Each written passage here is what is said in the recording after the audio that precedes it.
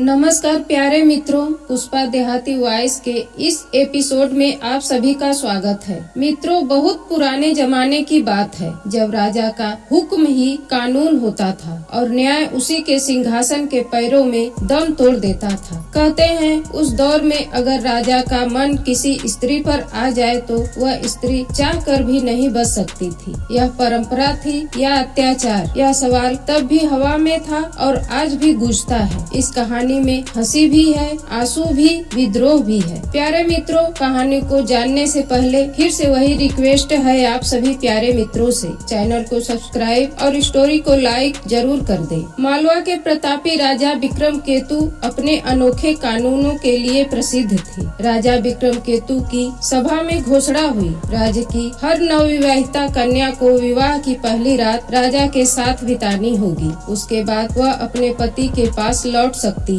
यह आदेश सुनते ही पूरे राज्य में सन्नाटा छा गया, लेकिन पूरे राज्य में किसी की हिम्मत नहीं हुई कि राजा के इस आदेश का विरोध करे। इस तरह कई बरस बीत गया और परंपरा उसी तरह चलती रही। जब भी किसी कन्या का विवाह होता तो वह पहली रात राजा के साथ बिताती, उसके बाद अपने पति के पास लौट जाती। हर घर में शादी का उत्सव डर और बेबसी का एक विचित्र मिश्रण बन चुका था। परंतु एक दिन कहानी ने ऐसा मोड़ लिया जिसकी किसी ने कल्पना नहीं की थी। राजा विक्रमकेतु को सूचना मिली कि राज्य का सबसे बहादुर सेनापति चंद्रगुप्त की पुत्री रत्नमंजरी का विवाह होने वाला है। सुंदरता में अप्सराओं को भी मात देने वाली रत्नमंजरी को देखने की इच्छा राजा के मन में जागी, लेकिन उसे क्या पता था कि इस बार खेल कुछ और ही होने वाला है। रत्नमंजरी केवल रूपवती ही नहीं, चतुर भी थी। रत्नमंजरी ने विवाह से पहले ही योजना बना ली थी कि राजा के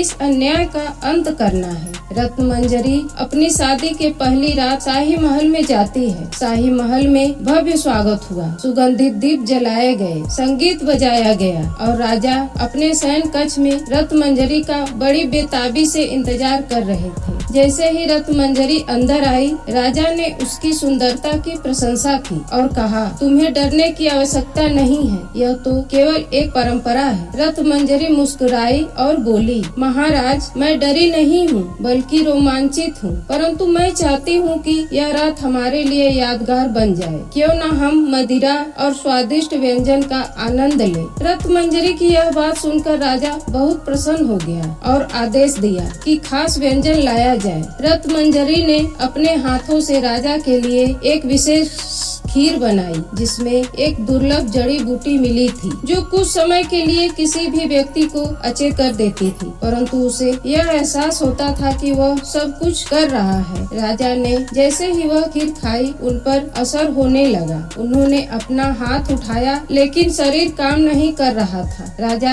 अपनी आँखों से देख सकते थे, सुन सकते थे, लेकिन हिल नहीं सकते थे। तभी रत्नमंजरी एक तेज हंसी के साथ कहा, महाराज, अब आप भी एक नई परंपरा का अनुभव कीजिए। अब तक आप कितनी ही स्त्रियों को उनके पति से छीनते आए हैं, लेकिन इस बार मैं आपकी रानी नहीं बल्कि शिक्षा बनने आई हूँ। इसके बाद रत्नमंजरी ने शयन कक्ष का दरवाजा खोला और बाहर पहले से तैयार अपने पति और सेनानियों को बुला लिया। राजा के अपने ही सैनिक इस अन्याय से तंग आ चुके थे, वह भी इस षड्यंत्र का हिस्सा थे। राजा विक्रमकेतु को सजा देने के लिए राज्य की जनता इकट्ठा हुई। राजा को सिंहासन से हटा दिया गया और जीवन भर के लिए कारावास में डाल दिया गया। मित्रों, रत्नमंजरी की चतुराई और साहस ने एक बुरी परंपरा का अंत किया। अब राज्य में हर स्त्री को अपने तरीके से जीने का अधिकार मिल गया। प्यारे मित्रों, इस कहानी से हमें सीख मिलती है कि शक्ति का नाश जब हद पार करता है तो कोई रत्नमंजरी जन्म लेती है जो उस अंधकार को समाप्त कर देती है। प्रिय मित्रों,